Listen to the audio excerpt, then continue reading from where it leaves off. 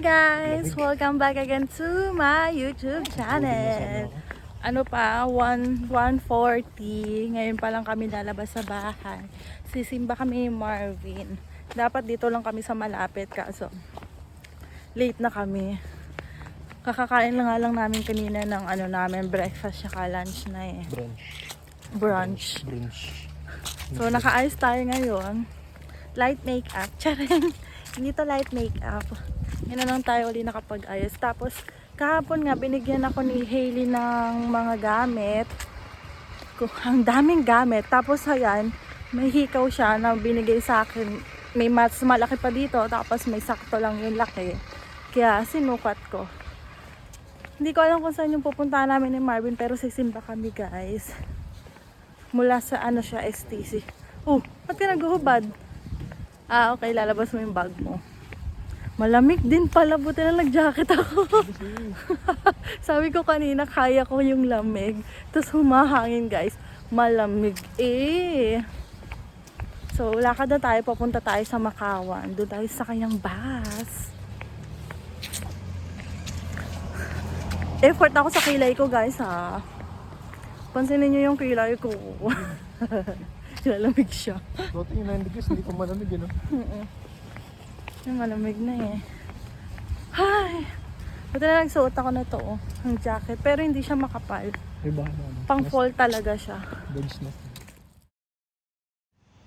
Doon kami sisimba sa mga ilang minutes yung biyahe natin sa papunta simbahan? 7?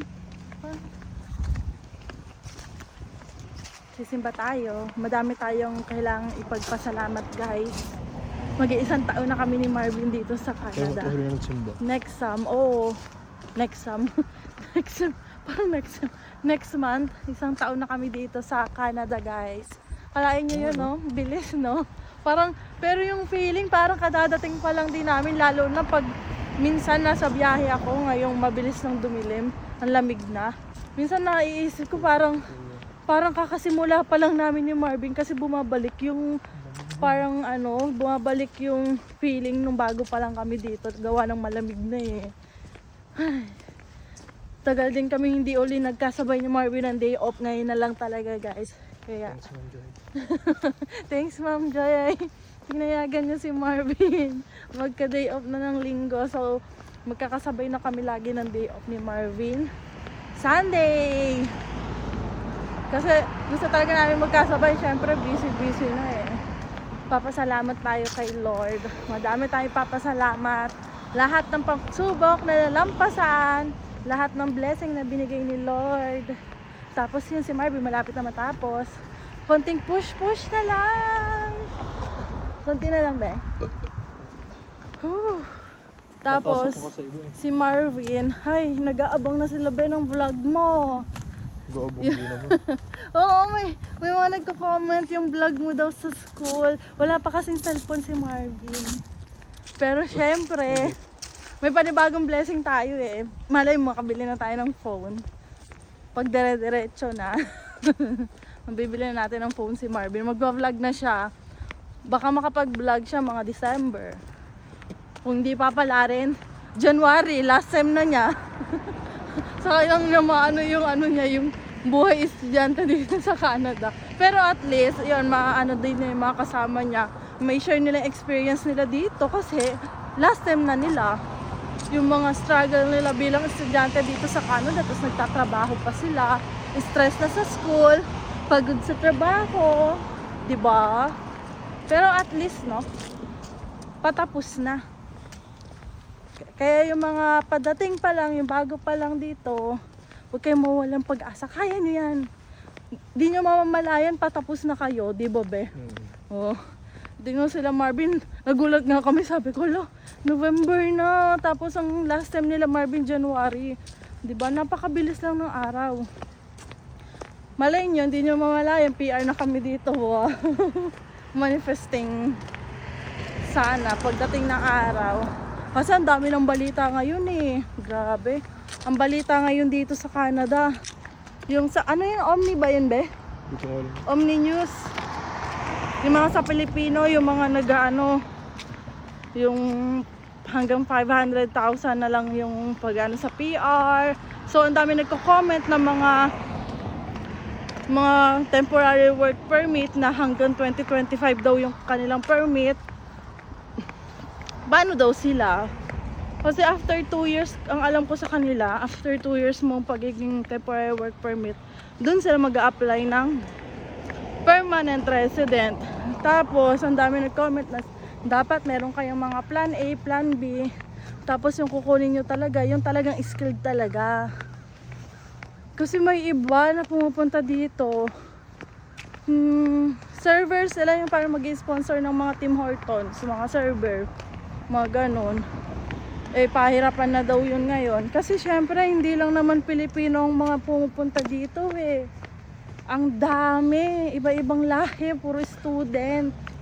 Kaya ang laki ng competition, hindi lang dito sa Toronto, pati din naman sa ibang province. Kasi ang dami na rin lumilipat ng province na galing dito sa Toronto. So, pag tagal-tagal, ang dami na rin tao doon. Pero ang dami pa rin talaga dito. Pero madami din nagiging PR na dito 1 year lang. Kasi skilled yung kanilang trabaho, mga international student. Ang swerte nga nila eh. Nakakatawa. Ay, naglilipa doon yung ano ba? Ang cute. Pasko. Wala naman tayong pupuntahan Pasko. Ako okay lang ako kahit nasa bahay lang ako papahinga. Bibidyo call na lang namin yung parents namin sa Pilipinas. Kasi nung last, di ba? Video call lang. Ay, bagong taon yan. Kasi dumating kami dito, 11 ng Pasko. 11 PM ng Pasko. Tapos nakalabas kami mga alaunang mahigit. Kakahanap ng mga maleta namin. Diyos ko, dahil. Yung box na tagalan. Ang tagal. Yung box na tagalan. Grabe. Kaya, dapat talaga, pagkababa niyang eroplano, magmadali na kayo dun sa immigration kasi sobrang daming nakapila. Konti nga lang kami nun eh. Paano pa kayo mga ibang araw? Mas madami. Ibang flight. Ay, ang dami naghihintay. Mamaya na lang ako chichika sa inyo, guys. Kasi nandito na rin kami. Hintayin na lang kami ng bus. Yan na yung bus. Ay, ba yung aking... Nasa ba yung wallet ko? Ay, nandito pala yung wallet ko. Dito na kami sa Scarborough Tambay. Sorry.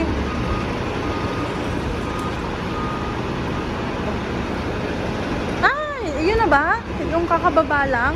Wala ba, baka magsara. Naiwan kami guys, kaya dito na lang kami sa 131. Hintay na lang, mga ilang minutes pa ba? 4 minutes. Ay na, 4 minutes. Bali mag-ano kami, 3 bus. Ay, 21 diretso na, bigla nandun na pala. Umalis na nung kami palapit na. Sayang. Yan na. Lamig. Pasok na tayo. At ako'y naiwan mo sa ere. Dito na tayo. Paboritong pwesto. Yeah. Ilang weeks na lang guys. Makikita na natin full snow na yung mga madadaanan. Bilis lang ang araw. Ito na kami guys. St. Bartolome. Guys, punta na tayo ng Scarborough Town. Anong bibili natin? Lamig. Ang bibili natin, may bibilin kami yung cotton buds, saka yun, yung cream silk. Yung aking conditioner sa buhok. Tapos ano ba? Bibili na rin ba tayo ng cream? Dab na ang bili natin, wag na yung na yun. Gusto ko yung Dove na moisturizer pag may nakasale. Tingin natin kung anong mga nakasale para mabili na natin. Bibili kami ng mga nakasale na kailangan namin sa bahay. Dito na tayo, lapit lang. Akit tayo sa taas. Ang daming tao. Ay, pagpasok sa loob, ang init na eh. Sa labas, ang lamig eh. Natingin ako ng sapatos. Hindi ko na makita si Marvin. Nandito pa rin sa kabila. Hinahanap kita, nandiyan ka lang pala. Nakasale. Nung bumili kami, hindi nakasale. Katawa, ang dami pa naman. Ito yun eh, conditioner yun eh. Pampalambot. Collagen. Ano bang maganda? Healthy. Hypertlates free. nga. Ano nga ba yung akin? Hindi ko natanda. Pero white yung lalagyan ng akin. Ito yung nasa. Dito yun. Para naman ata, no? Itong malaki. Ayan na guys, nakabili na kami ni Marvin. Meron dyan na, anong tawag doon? Cotton buds. Ang dami ng cotton buds na binili namin. Tapos, bumili din kami ng baby oil. Baby oil. Para sa akin yung baby oil. Basta. Susuntokin kita. Bumili ako ng baby oil. Tapos, ano pa ba yung mga binili natin dyan, be? Lip balm. Bumili kami. Oh! Miss ko na maging receptionist. Ito yung dati kong trabaho, guys. The barber shop dito sa Scarborough Town. Dumaan kami dun sa dati kong work. Sa the barber shop. Ang aking kauna-unahang nangungupat ako. Kauna-unahang trabaho dito sa Canada. Receptionist. Ang pinaka-close ko dyan kasi no, yung dati namin kasama si Kaylee. Kaso nasa Vancouver na sila. Yung couple. Tapos yung isa doon, nakasunod ko na close ko talaga. Si Oya. Ano siya? Black American. Sobrang bait. Parang yung palang yung nakaka-close ko na mabait na ano. Yung isa hindi ko ka-close. Charing. Ano, tapos yung iba, mga Italian, mababait. Mababait lahat, guys. Ang daming sale ngayon, ah. Daming tao. Pag Sunday talaga, ang daming tao dito, no? Pag Sunday, no, last Sunday, ang dami ng tao, no, be? Di ba nandito na tayo? Sa Hudan? Sumawag ako. Oo, ako wala pa akong sahod, eh. Kung ano, sahod pa lang ngayon. Kailan kaya ito i-open? Baka mga December pa to, ano, be? Yung design na yan. Guys, naiwan na naman tayo ng bus. Pauwi na sana kami. Pauwi na sana kami. Punta muna kami sa Urban Planet. Magtitingin-tingin muna kami. Kasi ano pa, ilang minutes pa? 26 minutes pa. Tingin lang kami ng madali. Tapos, uwi na rin. Anong pangalan ng chocolate na yan? Chocolate na ako kanina. Anong pangalan ng chocolate na yan? Oh, dito sa chocolate na to, guys. May free chocolate pagpapasok. 3 days ako nandito lagi sa Scarborough kasi lagi may tinitingnan. Pumapasok ako dyan, lagi akong binibigyan. Alam na, may migay pa, betara. O, papasok. Kapag talaga may libre, lagi kami ni Marvin. Tingin ka dyan. Nakakuha na siya ng chocolate. Buy for 25%. Ayan, nagbili tayo kailan? Ha? Oh, 3 for 10, oh. Mura na din. Gusto ko ng chocolate. Ito lagi yung kinukuha ko, eh. Oh. Ito ang paborito ko, chocolate. Yung kay Marvin kasi milk, eh. Kinainan niya yung kanya. Kakain ko pa lang. Nabubusog tayo kapag mga free taste talaga, eh. Tiyagas, ah. Lumabas na ako, kala ko nakasunod ka sa akin, nag-check ka pala ng jacket. Baka ito. Gusto mo ng ganyan, be? Gusto mo yan? Maganda naman. Pang fall. Laki naman yan, wala ba maliit? Laki naman ang kinuha mo. Siyempre yung maliit-liit ang konti. Yung sinusukat ni Marvin yung mga medium, large. Ang lalaki. Sabi niya, small pala ako dito, be. Bakit foreigner ka ba? Parang maging malaki ka. Saan nga ba ako may nakakita ang ganyan? Sa Urban Planet ata, eh. Ay, hindi. May nakita ata akong ganyan. Hindi ko alam kung saan. Sa Arden. $10 lang din. $10 lang. Parang kasya sa'yo yan, be.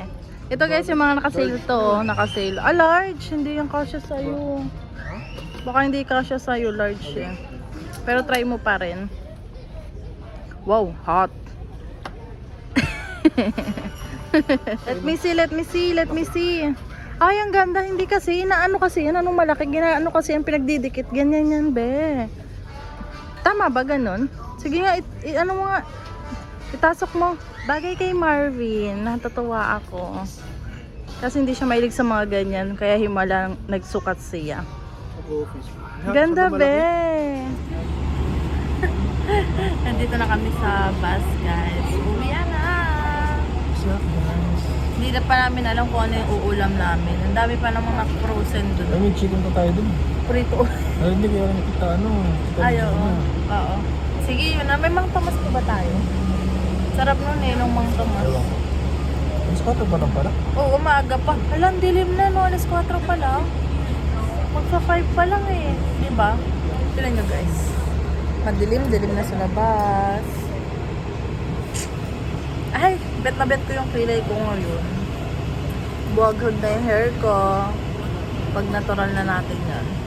Nalulungkot ka na. Wala na daw yung dahon ng puno. Sa atin wala na rin eh. Ano na? Oh, syempre, liit-liit lang nung atin. Oo nga. alam Parang ko. Wala na. bagong tanim lang yung atin eh. Talaga yun. Itong tagal. Ang bilis din itong naubos eh. Kaunahan tong na ano eh, nakalbo. Ito kaya. Ito, ang tagal pa ata to. Mas maganda yung mga nakaubos ka kasi pas maaga makapaglinis. Sa bagay. Yung iba ang linis na nung labas harap nila eh. Kasi ano na nila. Pinaubos muna yung lanta ng kanilang puno bago nagwalis. Mas maganda ngayon dun kasi yung late na mag Lamig? para paglinis nila. Ito ang ganda na pwesto ng walang puno. Walang puno sa harap. Malay mo, lagyan din yan next year. Ito, mga bago pa lang din to. Ito. Kasabay natin ang atin. Ito, Pero mas malaki na to, mabilis to lumaki. Yung sa amin kasi maliit pa eh, baby pa. Ayan o, maliit ito.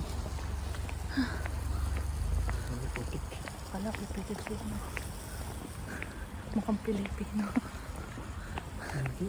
Alam mo na itsura ng Pilipino, halo-halo na. Ay, bet na bet ko talaga yung hikaw ko. Kanina sumabit Ganda eh. yun. Ganda yun. Sumabit. Mabit yan. Sumabit sa daliri ko. Binilahin lang yan. Ay naku, masisira yung tenga ko. Hindi tayo pwede makipag-away. Ano bang ano? Ulam pa naman din. Ay, chicken na. Ay, ulam na naman ang iniisip. Diyos ko tayo. Yung everyday mo na lang iniisip ulam. Hello guys! Di na tayo nakapag-update kanina pagkadating namin dito sa bahay. Kasi nag-init na agad si Marvin ng ano, kakainin. Kakainin namin. Happy birthday po pala kay Kuya Ador! Happy birthday Kuya Ador! So ayun, pagkat kumain kami kanina, then after nun, ba't ka umuto? So magka-toothbrush na kami. Siya pala nag-start na siya mag-toothbrush. Ang ganda pa rin ng kilay ko guys. Yung mata ko mapungay-pungay. Pungay-pungay. Naka-ano kasi ako. Naka-mascara kaya parang medyo ano na yung pilik ko. So ayun lang yung ganap natin ngayong araw. Ay nga pala, i-share ko pala guys. Nung nakaraan, bali pa uwi na ako galing sa trabaho. Tapos, tapos, pag sakay ka nun, nung pauwi na ako, nakasakay na ako sa subway, may pumasok, hindi ko tanda kung saang part na yon. Kung sa Young ba yun, or sa Sherborne. Hindi ko alam kung saang part ko na nakita si Kuya. Basta pagpasok niya, pagkapasok ni Kuya, nakita ko, pagtingin ko sa kanya, nakatingin siya sa akin. Tapos, syempre, parang wala lang siguro, parang napatingin lang dahil pumasok. So, nandun na siya sa may harap ko. Tapos, pansin ko, patingin-tingin sa akin si Kuya, tapos nakaganon siya, parang ang sama ng tingin na nakakunot. Hindi ko na, parang akala ko lang nagkakasakto, natitingin ako, nakatingin siya, kasi parang syempre, pag minsan, pag may nakatingin sa'yo, damdam mo, di ba be? Parang may nakatingin, tapos mapapalingon. Tapos yun, nung lumingon nga ako, nakatingin si Kuya, parang nakailang beses din akong lingon sa kanya. Then, ang ginagawa ko na lang tuwing mapapasulyap ako, pagkatapos kong tumingin sa kanya, pipikit ako kasi antok na antok ako nung biyahe na yun, pauwi ng galing trabaho. Antok ako noon, talagang hihikab ako, tapos pipikit. Tapos, pagmulat ko, si Kuya nasa pinakaharap ko na, nakatayo doon, tapos nakahawak doon sa bakal.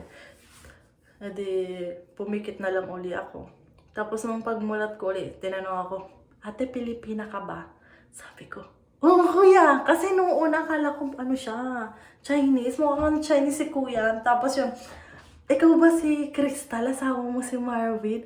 Ayun po kuya! Sabi kong ganun. Tapos sabi niya, subscriber mo ako. Nasa Saudi pa lang kami. Nurse si kuya doon. Sila mag-asawa. Caregiver yung misis niya pumunta dito. Saka double job si kuya. Noong April daw sila dumating. Edi usap-usap ko ni kuya. Dire-diretso talaga yung usap na. Dire-diretso yung usap namin. Edi syempre ako nakapagkwentuhan talaga ako. Alam niyo naman ako pag nakapagkwentuhan dire-diretso hanggang dumating kami sa Kennedy. Dami namin ang pag-usapan ni kuya. Tapos nanonood talaga ako, ganyan-ganyan. Nasubaybayan ko kayo, ang ganda. Sabi ganun ni kuya. Tapos, ayun. So, sinishare ni kuya yung experience niya. Nung April kasi sila dumating kasi may anak nila. Buti si kuya may pinsan sila dito. Kaya kahit pa paano nakakaano naman sila, di ba? Tapos yun sabi, ano mo na lang ako i-ano mo ako sa vlog mo, i-shout out mo, ganyan. Sabi ko, kuya, ngayon ko lang naalala uli guys, kaya ngayon ko lang na-share. Kaya sabi ko, kuya. Tapos, ayun, basta ang dami na pag-usapan. Tapos kwento-kwento ni kuya yung mga experience namin na napanood niya, nung kami nagsisimula pa lang, nakakatuwa. Tapos si Kuya Jeffrey, yung nakaraan na vlog namin guys, na nasa Value Village kami, di ba merong lumapit din sa akin nun habang nagsusukat si Marvin, tinanong kung ako si Crystal kasi nanonood si Kuya Jeffrey. Tapos nag-message siya sa akin kanina, sabi niya sa akin, Crystal, natutuwa ako sa inyo kasi may friend ako sa downtown pinuntahan namin. Tapos sinabi niya sa akin, nakilala mo pala tol si Crystal. Sabi, oo, paano? Kasi paano mo nalaman? Ganyan. Kasi nanonood ako sa kanila kapag pag parang motivation daw nila kami, yung vlog namin ni Marvin. Tapos nakita daw niya si Kuya Jeffrey sa vlog namin. Sabi ko, nakakatawa naman. Kasi meron din si Ate Aliana, yung dumating dito sila Ate Aliana nung May. Tapos, nurse siya sa Pilipinas. Tapos may kaklasses din siya dito na nakita din si Ate Aliana sa vlog ko. Sabi niya, sabi, hi, Casey!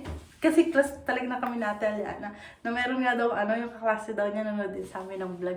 Kukutuwa nagkakatugma-tugma yung mga nakikilala namin, tapos yung mga kilala nila nanonood din sa vlog namin. Ang galing! Kaya sabi ko, bes, tingnan mo!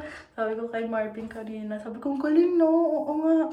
Ayun kasi, wala talaga akong balak i-video si Marvin siya kasi Kuya Jeffrey nag-uusap. Ay sabi ko, pasimple ko na lang binidyo, sabi ko, video ko na lang sila. Kasi natutuwa ako, nag-uusap sila.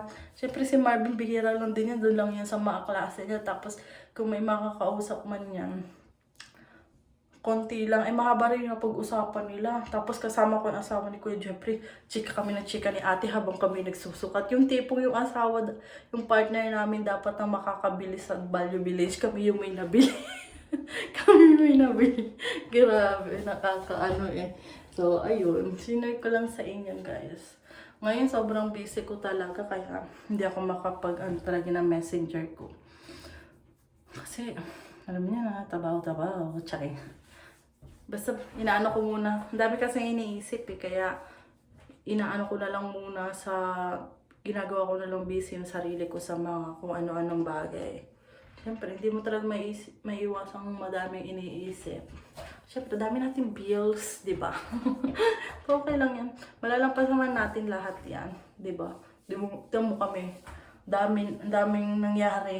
Pag-iisang taon na kami dito. Pero siyempre, mas madami pa yung pagsubok na mararanasan natin. Hindi naman mawawala yung pagsubok na yan. Ang dapat lang natin gawin, maging matatag talaga, tapos huwag niyong kalimutan si God.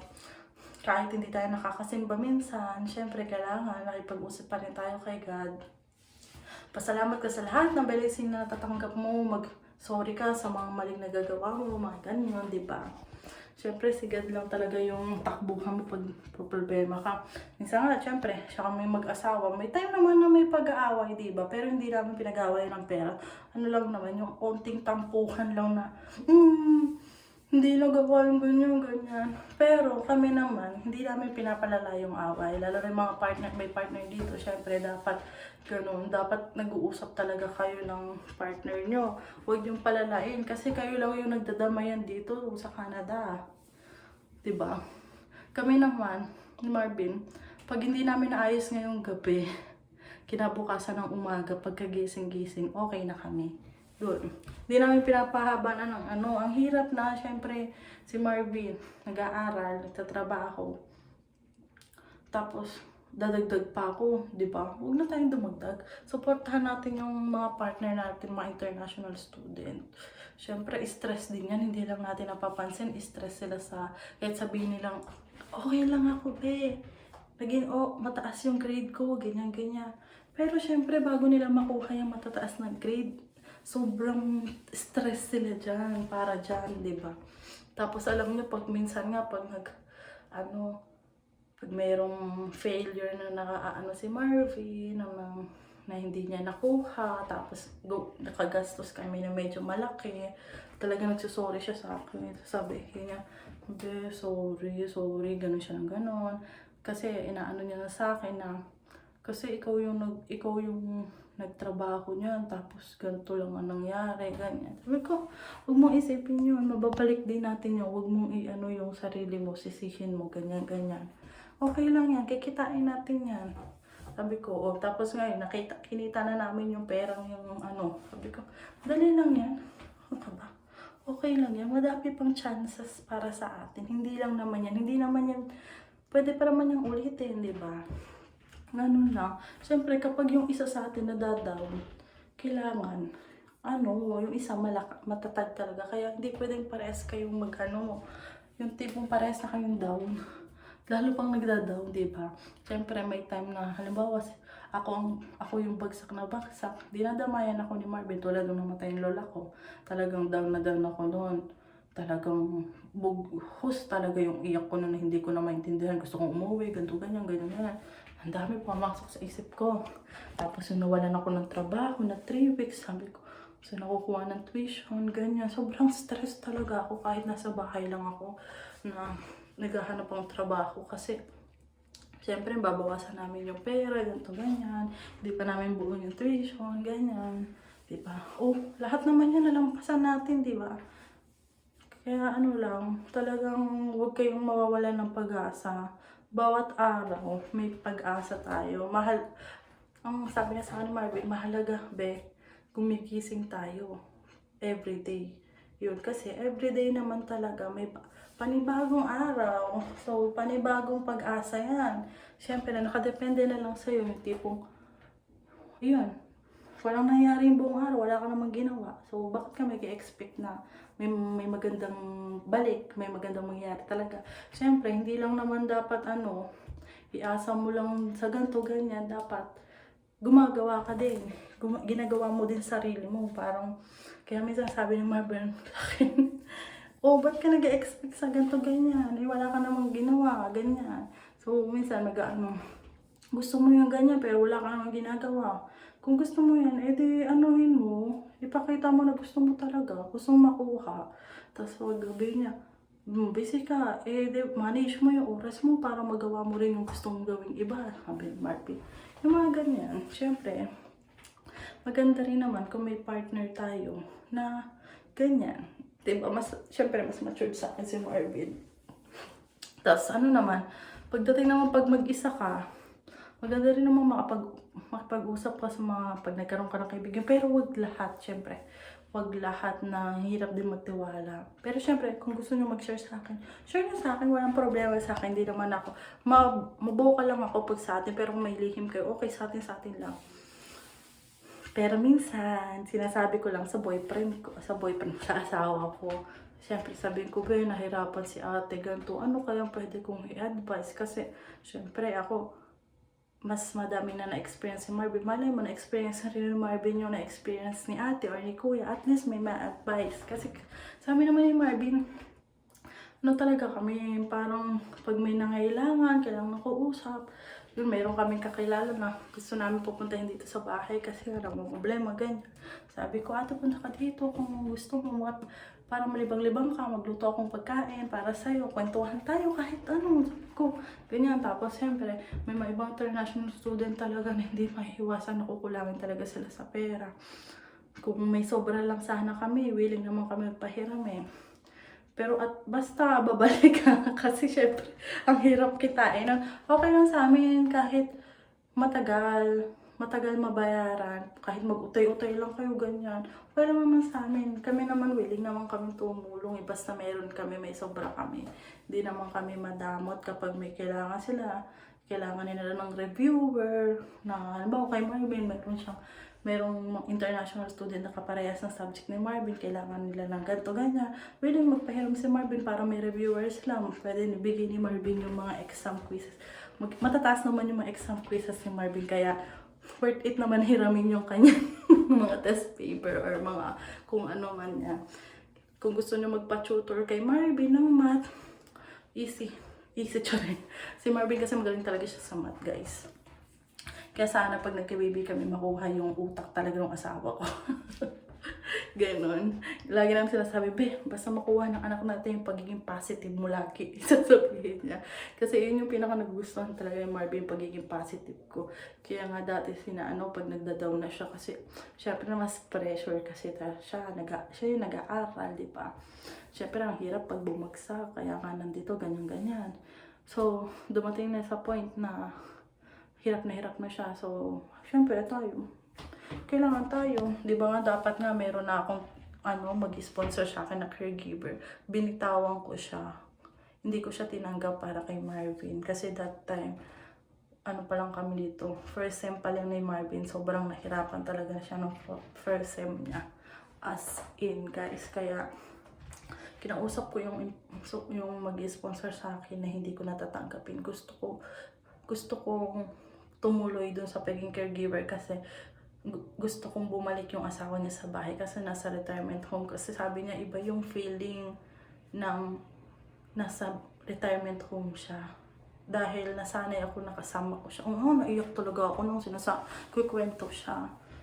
2 months na kasi ang asawa niya sa retirement home. Kaya sabi ko nung kay Marvin, tuloy ko na. So, ang mangyari sa amin ni Marvin, magkikita lang kami Sabado. Tapos, uwi na rin ako ng Linggo. Ganun ang ganap. Kasi ang layo, 2 hours yung biyahe. Tapos, Monday to Friday yung trabaho sa kanila. So, live-in talaga ako. Kaso, naawa talaga ako nun kay Marvin. Sobrang na-stress siya. Siyempre, may mas priority ko si Marvin. Sabi ko, kung hindi lang talaga nahirapan yung mister ko, mag-go sana ako doon. Kaso mas kailangan ako ng mister ko eh. Kaya ayun, bitawan ko yung opportunity na makapag-PR kasi 1 year lang yon. So, okay lang. Kaya kami nandito sa Canada para magkasama kami, mangyayari magkahiwalay. Madami pa namang opportunity dadating para dyan. Hindi naman kami nawawalan ng pag-asa. Kahit puro negative ng mga napapanood namin sa balita dito sa Canada. Inaano lang namin maging positive kasi kung magpapadala kami sa pagiging negative, walang mangyayari. Baka umuwi na lang kami ng Pinas kasi napanghinaan na kami loob. Kaya pag pupunta kayo dito sa Canada, dapat malakas talaga yung loob nyo. Ako yun lang kaya ko eh. Yun lang meron ako, lakas ng loob. Lakas ng loob lang, no? Pero at least, di ba, may patutunguhin yung pagiging malakas ng loob mo. Yun lang sa pinaka-importante din dito pag hindi lang dito, pati pag nag-ibang lugar ka, hindi lang sa Canada. Australia, US, kung saan abroad ka pupunta, dapat talaga malakas ang loob mo. Siyempre, bago sa'yo lahat eh, bago. Lalo na yung mga first time palang mag-abroad ako, first time ko mag-abroad, kaya sobrang hirap. So, ayun, mahaba na. So, sa bawat vlog ko na, mag-share na lagi ako ng mga magagandang i-share. Kasi yung mga ibang vlog ko, basta video lang ako ng video, hindi na ako nakakapagsalita dahil parang dumating ako sa point na wala na, parang nawawala na ako ng magdadal-dal-dal. Pero ngayon bumabalik na uli kasi nanonood ako ng mga motivational na na palabas para at least may mga masishare din ako para mas lumakas pa yung loob. Kasi ako ang dami palang natutuwa sa mga vlog namin, sa mga experience namin na sinishare ko, na nalampasan namin. Kaya sabi ko, siguro ito talaga yung para sa akin. Yung mag-share ng mga gantong bagay. Para mas lumakas pa yung loob ng mga ibang tao kahit hindi kasi yung iba hindi wala dito sa Canada kahit sa Pilipinas kung saan abroad sila mga nagko-comment na isa din ako sa nagpapakalakas ng loob nila kasi lagi akong positive kahit sobrang hirap na positive tayo lagi kaya natin yan malalampasan natin yan di ba kaya isipin nyo na lang yung mga inspirasyon nyo sa buhay malalampasan nyo yan isipin nyo yung mga pangarap nyo para sa sarili nyo para sa pamilya nyo sa pamilyang bubuin nyo ganun na lang para everyday tingnan yung picture nila kung sino yung mga taong yun mga tao tulad ko, family ko, asawa ko pag aalis ako, tinititigan ko talaga matagal bago ako umalis tulog si Marvin, tinititigan ko siya kung panibagong araw na naman pagod na naman, wala akong day off diretso ang araw ko, pero nakikita ko si Marvin nakikita ko yung parents ko ginaganaan ako magtrabaho kasi yung parang hindi ako pwedeng tumigil kasi may pangarap ako sa kanila, ganyan, di ba? Matutupad ko yan. Yung goal ko, gantong taon, dapat matupad ko na yung gusto kong ibigay sa kanila. Gantong taon, makapagsimula na kami mag-asawa. Yung ganun ba? Sarap lang, kahit nag-ano lang ako, parang nag-i-imagine pa lang ng mga bagay-bagay kahit malayo pa talaga. Natutuwa na ako, parang tipo, kahit wala pa sa kaanuhan, kalahatian yung pangarap ko yun. Ang layo-layo pa talaga. Kahit ini-imagine ko lang, sobrang natutuwa na ako kahit ganun lang. Imagine nyo lang yung mga bagay na gustong-gusto nyo makamit. Na kunwari nakamit nyo na kahit nagsisimula pa lang kayo. Ganun. Para lang maglakas ng loob, diba? So, ayun lang guys. Papaalam na ako kasi medyo mahaba na yung daldal ko dito. Papaalam na ako para makapagpahinga na kami ni Marvin. Mag-movie uli kami ni Marvin before kami matulog. So, ayun lang. Maraming salamat po ulit sa pag-suporta sa YouTube channel namin. Kasi yung iba natutuwa din kami kasi ginagawa nila, nire-recommend din nila yung YouTube channel namin sa mga kaibigan, sa mga kapamilya nila na manonood kayo ng vlog ni Crystal. May mga matututunan kayo kung paano ang buhay sa Canada pagdating ninyo, kung ano yung mga possible na gawin ninyo pag ganito ang nangyari sa inyo, di ba? Kasi sinishare ko din naman yung mga experience din ng iba. Yung iba kasi nahihiya kaya yung magpakita. Kaya isishare ko na lang din sa inyo, di ba? So, yun lang. Bye-bye!